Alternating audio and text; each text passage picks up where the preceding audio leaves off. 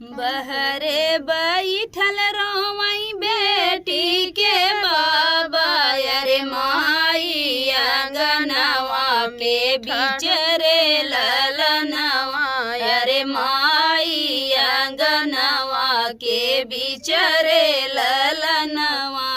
गड़िया पकड़ी रोवई बेटी के भैया, अरे आज बहिनी भैलू पर आई रे ललनवा, अरे आजू बहिनी भैलू पर आई रे ललनवा।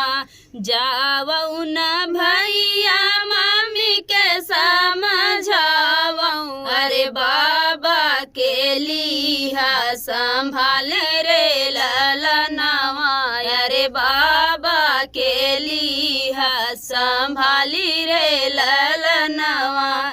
फिर लौटी आई भैया सवन महीनावा, अरे बहिनी के करिया इंतजार रे ललनवा, अरे बहिनी के करिया इंतजार रे ललनवा। लिहले जन्म भैया दोनों एक कोखिया, अरे कैसन विधाता लिखे भाग्य रे ललनवा, अरे कैसन विधाता लिखे भाग्य रे ललनवा। बाबा जे तो दिहले घरवा दुआरवा, अरे हमके जदी हले निकाल रे ललनवा, अरे हमके जदी हले निकाली रे ललनवा। धन्य हमरे बाबा, अरे धन्य हमारी माई, अरे धई दिहली आज दुई आँख रे ललनवा, अरे कई दिहले आज दुई आँख रे ललनवा।